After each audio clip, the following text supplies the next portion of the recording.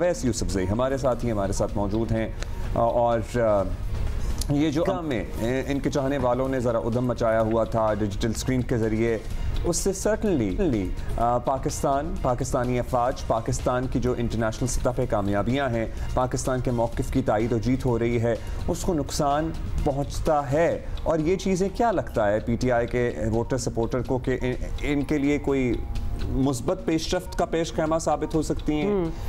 I think they are seriously mistaken. अच्छा, सबसे पहले तो आपसे यही पूछना चाहेंगे कि आज जो समात है उसके हवाले से ज़रा उसकी बैकग्राउंड भी बताएं और आज की एक्सपेक्टेशन क्या रखनी चाहिए, क्योंकि उम्मीदें लगाई हुई हैं PTI कारकुनों ने, तो एटलीस्ट कि आज कुछ रिहाई की भी बात हो सकती है।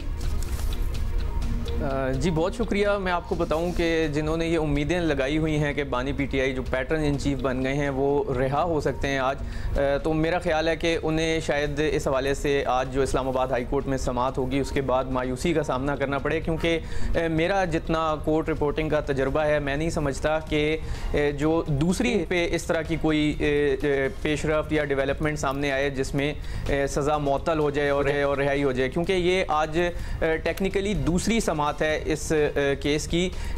दो चीज़ें हैं जो एहतसाब अदालत की जानिब से सज़ा सुनाई गई थी बानी PTI और बुशरा बीबी को, उसके बाद एक तो सज़ा ख़त्म करने यानी कलअदम करार देने के लिए अपील दायर हुई थी और एक सज़ा मुअत्तली की दरख्वास्त दायर हुई थी।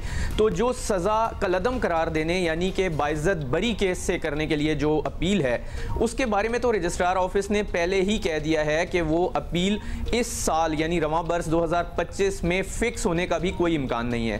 तो अब बात रह गई कि सज़ा मुअत्तल करके उनको ज़मानत पर कम से कम रिहा कर दिया जाए।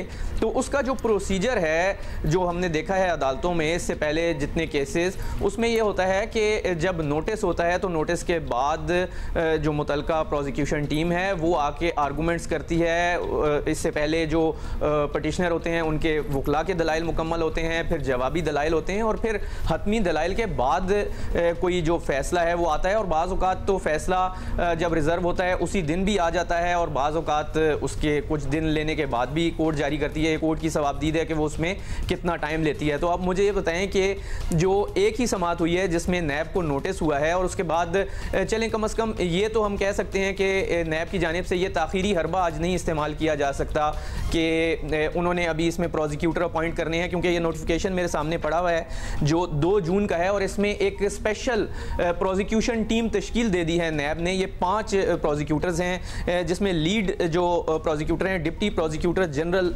नैब सरदार मुजफ्फर अब्बासी, उनको मुकर्रर किया गया है जो इन केसेस की पैरवी करेंगे इस्लामाबाद हाई कोर्ट में। और ये वही DPG नैब हैं जो इससे पहले मियां नवाज शरीफ, मरियम नवाज और कैप्टन सफदर के केसेस में भी प्रोसिक्यूशन करके उनको सज़ा दिलवा चुके हैं। तो अब इस्लामाबाद हाई कोर्ट में उनकी खिदमत हासिल की गई हैं। आज वो first time Islamabad high court में अपीयर होंगे।